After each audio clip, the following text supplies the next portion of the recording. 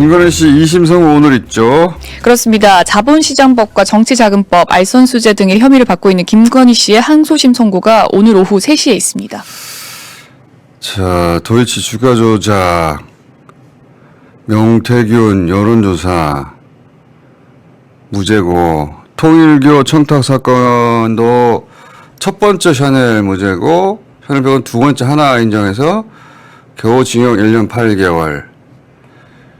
그런데 샤넬백을 장만한 통일교 윤 전 본부장은 그 샤넬백 유죄 판단이 나왔고, 또 그거를 김건희 씨에게 전달한 건진법사도 그 대목이 유죄 판단이 나왔는데, 정작 가장 죄질이 나쁜 그 뇌물을 받은 김건희 씨만 무죄예요. 이게 말이 됩니까? 말이 안 되죠.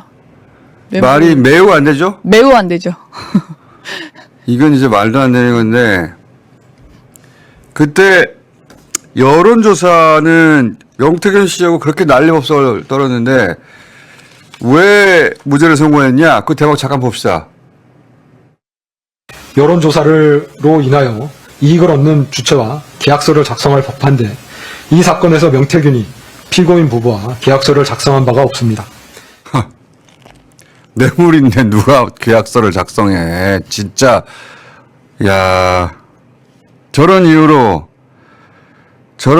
무죄를 때렸단 말이죠. 그리고 첫 번째 샤넬은 그걸 주고받을 때 통화가 있는데 거기에 뭐 의례적인 축하 인사밖에 없다. 그래도 들어봅시다. 2022년 3월 30일경 피고인이 윤영호에게 대선을 도와줘서 고맙다는 취지로 윤영호는 피고인에게 대통령 당선을 축하한다는 취지로 전화통화를 하였으나 이는 의례적인 표현이고 대화 내용 중 청탁이라고 볼 만한 것이 없고 진짜 당선 축하하는데 당선 축하하자마자 이것 좀 해주시고요. 누가 그렇게 합니까? 자, 그래서 다 무죄가 됐단 말이죠. 특검은 이번에 몇 년 구형했습니까? 1심과 마찬가지로 15년형 구형했습니다. 1심에서 아무리 못해도 절반은 나왔어야 돼요. 7, 8년. 네. 어제 박성재 전 법무장관도 내란 특검 구형이 있었어요. 그렇습니다. 내란 중요 임무 종사와 직권 남용 등의 혐의에 대한 결심 공판에서 박성재 전 장관에게 징역 20년을 구형했습니다. 자, 계엄 직후 사람들 가둘 수용시설을 점검했다고 하고 또 그 반대 세력들이 국외를 못 나가게 출국 금지 등등 관련 조치를 지시했단 말이죠. 이거 왜 했겠어요? 계엄 성공을 위해서요. 그게 바로 내란 중요 임무 종사예요. 이 구형 사유를 특검이 뭐라고 했습니까? 성공한 내란을 위해 반대, 저항 세력을 탄압할 인적과 물적 기반도 준비했다는 게 사유입니다. 그렇지. 성공 내란을 위해서. 네. 그리고 김건희 씨 수사 관련해서 김건희 씨 문자를 받고 그 청탁을 들어준 혐의도 지금 법정에 올라가 있는데 여기 관해서는 뭐라고 설명했습니까? 소통이 아니라 적극적인 권력형 유착이라고 했습니다. 그렇지. 소통했을 뿐이다. 이렇게 해명했는데 권력형 유착 맞죠 이게. 담당 판사가 그 유명한 이진관 부장판사입니다. 예. 그동안 이진관 판사가 내란에 대해 견제해온 그 단호한 입장에 비춰보자면 10년 이상 선고되지 않을까. 선고일이 언제입니까? 6월 9일입니다. 노상원 자백 유도죄 의혹 관련 JTBC 단독 있네요. 그렇습니다. 문상호 전 정보사령관이 국방부 특수본에 자백 유도죄 지시를 받았다고 진술을 했다는 JTBC 단독 보도가 있었습니다. 이거 박선원 의원이 처음 폭로한 건데 드디어 관련 단독 보도가 나왔네요. 그러니까 노상원이 선관위 직원들 고문하려고 맨 처음 이거 나왔을 땐 도대체 저걸 왜 했을까 했는데 이제 뭐 거의 고문용이 확실한 것 같아요. 야구 방망이, 뭐 포승줄, 벤치, 작두 준비시켰거든요. 작두는 당시 햄버거 롯데리아 해동에서 샀다고 하는 그 모델을 저희가 직접 사서 테스트를 해봤어요. 그 영상 다시 한번 봅시다. 간만에. 저걸 왜 샀겠어요? 저 손가락 자르려고 산 거죠. 어우. 관련 문건도 나왔다는 거죠. 네, 그렇습니다. 다양한 약물의 종류와 효과가 정리된 문건을 출력해 문상호 전 사령관에게 전달했다고 정보사 관계자들이 진술했다고 합니다. 문상호 전 사령관이 그걸 왜 출력해서 달라고 했겠어요. 그걸 누군가 전달했을 것이고 그건 아마 노상원일 것 같은데 약물 효과도 나오나요? 네, 그렇습니다. 스트레스와 고문을 반복해 정신력을 약하게 한 뒤 약물로 무저항 상태를 만들어서 회유나 협박에 굴복하게 만드는 방법이라고 적혀 있다고 합니다. 그러니까 상관의 직원들이 자기들은 부정선거 하지 않았는데 부정선거 했다고 네. 자백을 받아내려고 결국 약물까지 생각했다는 거 아닙니까? 노상원 몇 년 선고됐었죠? 징역 18년입니다. 국민들 고민해서 거짓 자백 받아내서 계엄의 명분으로 봐라.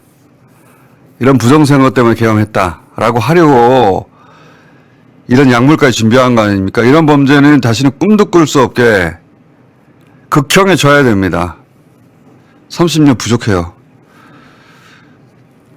자, 방첩사에서 또 최근 내부 고발자가 나왔네요. 네, 그렇습니다. 방첩사 간부인 A씨의 내부 고발에 따르면요. 방첩사는 계엄 이후에도 계엄에 반대하거나 찬성하는 군 인사들의 정치 성향을 수집해왔다고 JTBC가 단독 보도했습니다. 그런 걸 수집하는 것은 정보 수집이 아니라 정치 사찰이에요. 불법입니다. 네. 이거 JTBC가 그 내부 고발자 인터뷰한 영상도 있네요. 이거 잠깐 봅시다. 부대원에 대해서 너 이재명 지지자냐? 라는 식으로 얘기를 하는 경우가 종종 있었습니다. 너 일찍이지? 너 이재명 찍었지? 라면서. 이거는 방첩사 자체 감찰에 맡길 일이 아니라 국방부에서 나서야 되겠네요. 사실이면 관련자 모두 옷 벗겨야 됩니다. 군이 정치에 단 1mm라도 개입하는 순간 모조리 다 군복을 벗게 해야 돼요. 그렇게 야금야금 들어와서 계엄을 하는 거거든요. 지금 방첩사가 전두환 때부터 연루된 기관인데 또 나선 거예요. 자, 윤석열 정치검찰 조작 기소 청문회 정리를 좀 합시다. 이제 거의 마무리인데 청문회가 다룬 7대 사건이 크게 두 갈래라고 제가 했었는데 과거 문재인 정부가 잘못했다고 조작하고 네. 미래 이재명 정부가 탄생 못하게 조작하고 네. 그렇게 두 갈래거든요. 네. 이재명 관련은 대표적으로 대북송금 대장동 우리가 여기서 많이 얘기했고 네. 문재인 관련은 대표적으로 서해 공무원 통계 조작 두 건인데 네. 이재명 관련 조작 기소는 저희가 많이 다뤄서 이제 그리고 청문회를 통해서 거의 윤곽이 드러났고 오늘은 이 통계 조작 사건 어떻게 되는지 잠깐 봅시다. 이 문재인 정부 사건, 과거 사건들 네. 조작 기소할 때는 검찰은 압색 영장이 나와야 공무원들 문건을 뒤질 수 있는데 압색은 청구가 기각될 수도 있고 단서도 있어야 되고 복잡한데 네. 그냥 공무원 자료를 털어서 검찰에게 갖다 바치는 검찰의 출장 사무소 역할을 한 헌법기관이 있다. 그 기관이? 감사원입니다. 그래서 공부 너무 많이 하는 거 아니에요? 자, 그 감사함 맞는데 네. 그 대목을 청문회에서 어떻게 다루는지 잠깐 들어봅시다. 구자연 직무대행님, 대장동, 쌍방울 등 조작 기소 사건은 검찰이 이재명 죽이기에 혈안이 되어서 직접 증거를 조작을 했다면 통계 조작 사건과 서해 피격 사건은 감사원이 붙습니다. 감사원과 검찰의 합작 조작극이죠. 공통점 볼까요? 첫째, 감사원이 동원돼서 문재인 정부 관료들에 대한 표적 감사를 대대적으로 실시했어요. 국가 안보와 정보 보안을 위한 정무적 판단과 또 경제정책 운용을 위한 재량적 판단을 직권남용으로 몰고 갔습니다. 둘째, 객관적인 증거 없이 짜맞추기식 조작 수사를 벌이고 대대적인 언론 브리핑을 합니다. 전 정부 인사를 범죄자 집단으로 매도해 갔습니다. 마지막으로 감사의 목적이 검찰 고발에 포커싱 되어 있었다는 점입니다. 직무대행님, 수사기관의 수사 그리고 감사원의 감사 당연히 다른 범주죠? 예, 그렇습니다. 수사는 범죄 혐의가 있을 때 범인 발견, 증거 수집하는 국가 형사 절차이고요. 예. 감사는 업무 수행의 적정성, 회계 투명성 이런 거 확인하는 행정 절차 아닙니까? 예, 그렇습니다. 그런데 윤석열 검찰은 감사원의 이 포괄적인 행정조사 권한을 총동원해서 이러한 형사 절차 제안들 사실상 우회해 갔습니다. 아주 악질적입니다. 자, 이주 의원이 이제 날씨 좀 낯설 수도 있는데, 왜냐하면 이제 승계한 비례대표거든요. 네. 예, 시민사회 몫으로 들어왔다가 승계를 했는데, 감사원 관련해서는 아주 제대로 따졌습니다.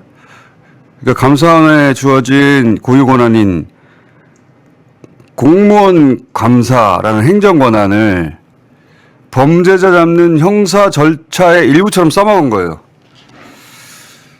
자, 이렇게 감사원이 표적 감사한 거 감사원이 인정을 했거든요. 이런 사안은 대충 넘어가면 아, 저렇게 하면 되겠구나. 보수가 짓거리면 또다시 이런 일이 벌어집니다. 자, 표적 감사한 거 어떻게 했는지 자, 들어봅시다.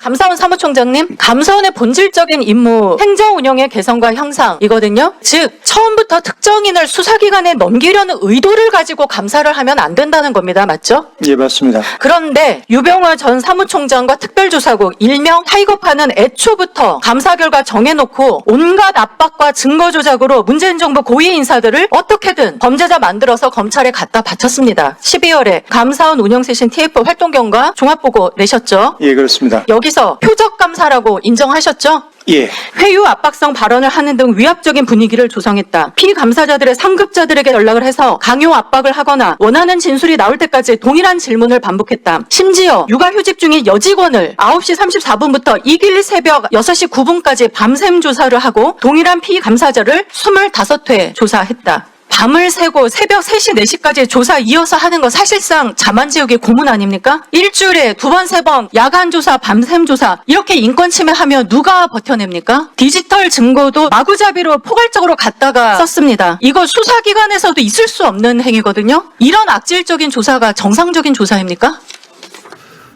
자, 이어서 당시 조사를 진행한 사람들을 직접 불러서 물어봐요. 이것도 봅시다. 통계조사 사건 조사 진행하셨죠? 강압조사라고 생각하십니까? 안 하십니까? 그런 면이 있을 수 있다고 생각됩니다. 인정하십니까? 예, 다음 나오십시오. 강압조사하지 않았습니다. 진술에 책임지셔야 됩니다. 규정과 절차에 따라서 감사를 진행했습니다. 다음 나와서 얘기하십시오. 어찌됐건 당사자들에게 죄송한 마음을 가지고 있습니다. 자, 영상 한번 틀게요. 감사원이 원하는 건 청와대다. 조사에 나선 감사원이 의견도 묻지 않고 결론이 조작으로 간다며 소설을 쓴다는 얘기까지 나옵니다. 이게 사실 녹취의 일부입니다. 저희가 확인한 거 제가 몇 가지만 읽어드릴게요. 실장보다 위에 있는 사람들, BH 파견, 수석 장관이었던 사람들, 우리를 털어 거기까지 올라갈 수 있을까? 의견 묻지 않아. 그냥 조작이야. 모든 틀은 조작으로 가. 이게 당시 조사받았던 사람들이 생생하게 서로 통화하면서 녹음한 것입니다. 이런데도 아까 그런 답변이 유지가 됩니까?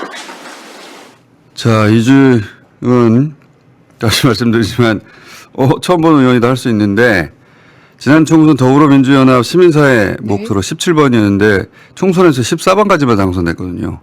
앞에 세 사람이라고 한다야 돼. 근데 위성락, 강유정, 임광현 각각 안보실장, 대변인, 국세청장 되면서 작년 7월에 승계가 됐습니다. 오늘 저희가 퍼니포에서 처음으로 모셔보겠습니다. 자, 이 정도 하면 그 통계 조작은 어떻게 했는 건지, 네. 예, 과거는 어떻게 조작했는지 감사를 통해서 정리가 됩니다. 그러면 7대 사건 거의 정리가 된 거예요. 네. 자, 지방선거 소식으로 넘어갑시다. 하정우 AI 수석이 어제 권한나 예상대로 출마했네요. 그렇습니다. 어제 오후 청와대 하정우 AI 수석이 사표를 제출했습니다. 어제 미디어 토마토였던가요? 첫 번째 여론조사 나왔던데, 네. 이 정도 구도예요. 이건 선거가 이제 진행될수록 저 기본 구도를 어떻게 흔들까가 문제인데, 이제 부산 북구갑에서 박민식, 한동훈, 국힘과 무소속 단일화 할까? 이게 관심사가 될 텐데, 네. 보수 후보끼리. 장동혁 대표가 한동훈 전 대표가 단일 후보가 돼서 저기서 이길 가능성은 절대 용납하지 않을 거거든요. 예, 결국은 하정우 예비 후보 경쟁력이 관건이 되지 않겠느냐. 그런 선거구가 될 것 같고, 평택을 한안갑, 안상갑 민주당 공천 어제 이루어졌네요. 그렇습니다. 평택을은 김용만, 하남갑은 이광재, 안산갑은 김남국이 전략 공천됐습니다. 언론 보도 따르면은 이광재 전 지사가 평택을은 절대 못 받겠다고 했다는 거고, 그러면 이제 남은 것은 김영남 전 의원이 평택을 받느냐 안 받느냐 선택 기로였던 것 같은데 이 구도는 참 얄궂다 정치가 싶은 것이 검사 출신이거든요. 김영남 전 의원이 네. 국힘 시절에 조국 당시 민정수석 법무부 장관 네. 조국 저격수였어요. 근데 이제는 민주당 후보가 됐고 조국 대표는 민주당 정권의 장관을 지냈거든요. 네. 근데 이제는 민주당 후보가 된 자신의 저격수를 상대해야 되는 겁니다. 정 씨가. 참으로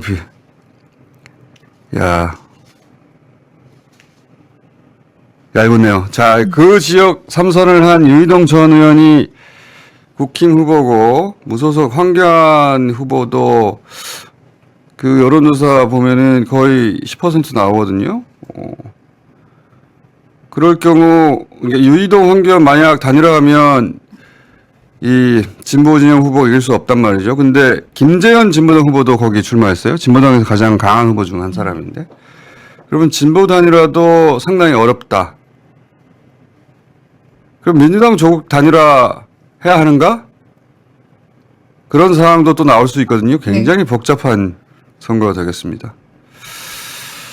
저 김용 전 부위원장은 공천 안 하기로 했네요. 그렇습니다. 김용 전 민주연구원 부원장은 공천 배제가 결정됐습니다. 김용 부위원장이 윤석열 검찰의 조작 기소 명백한 피해자죠. 저희가 여기서도 여러 번 다뤘고 모시고 이야기도 들어봤는데 명백한 피해자 맞고 그래서 무죄 선고돼야 마땅하다. 그런데 지금은 보석 상태거든요. 네. 대법 확정 판결을 기다리면서. 그러니까 이 민족 절차라는 게 정의의 속도를 따라잡지 못할 때가 있어요. 그럴 땐 억울하죠. 근데 대법형이 확정되지 않았는데 형이 무죄로 확정될 거라고 미리 당해서 입법부가 상정을 하고 공천을 한다는 거는 정당에도 그리고 최측근이라고 대통령이 직접 말하는 그런 사람으로서 대통령에도 정치적으로 부담이죠. 대법 선고 절차 마무리하고 출마하는 게 외관까지 공정하겠다. 그렇게 보입니다. 네. 자, 국힘 충북도지사 확정이죠. 그렇습니다. 김영환 현 지사가 국민의힘 충북도지사 후보로 확정됐습니다. 이로써 광역단체장 대진표가 완성됐는데 민주당은 모든 현직 단체장이 경선에서 교체됐고 국힘은 모든 현직 단체장이 경선에서 교체 없이 그대로 유지됐어요. 이번 선거를 상징적으로 보여주는 장면들인 것 같습니다. 국힘은 변한 게 없어요. 그 일을 겪어도. 자, 전쟁 업데이트 합시다. 이란이 파키스탄 통해서 미국에 전달 협상한 내용이 보도됐네요. 그렇습니다. AP통신과 미국 악시오스에 따르면 이란이 호르무즈 해협부터 우선 개방하고 종전 선언을 한 후에 핵 협상을 하는 방안을 제안했다고 합니다. 이게 모든 사안을 한 번에 테이블에 올려놓고 협상하다 보면 어떤 사안 하나가 안 풀려서 네. 합의가 되는 사안까지 모두 다 물거품이 되니까 풀 수 있는 것 그리고 그중에서 가장 효과적인 것 전 세계 경제에 결정적 영향을 미치는 것 그것부터 풀자. 영리한 제안인데 트럼프가 이걸 받으면 사실상 이번 전쟁이 끝나는 건데 이 트럼프 주변 스태프들이 다들 멍청한 마가라서 이걸 받을지 모르겠네. 장사꾼이라면 받아야 되는데. 자, 그런 사이 어제 코스피는 역대 최고 찍었습니다. 그렇습니다. 어제 코스피 6,615포인트로 장 마감했습니다. 자, 이 사안은 주식 아방에서 저희가 이야기 나눠보겠고요. 그리고 공지사항 란 123 다큐로 첫 주 성적이 역대급이에요. 예, 다큐는 첫 주에 뭐 100만 이렇게 안 나오거든요. 예, 13만 원인가 나왔는데 그게 다큐로는 역대급인데 네. 저희는 다큐로서의 성적에는 만족할 수 없단 말이죠. 이 영화가 다큐의 범주를 넘어서는 이명세 감독의 역작이라 말이죠. 이제 후기를 한번 확인해 보세요. 제가 하는 말만 듣지 마시고 이제는 영화 본 분들이 10만 명이 넘기 때문에 네. 영혼도 한 3만 명 갔을 거예요. 근데 실제로 본 사람 10만 명이 넘기 때문에 후기가 많습니다.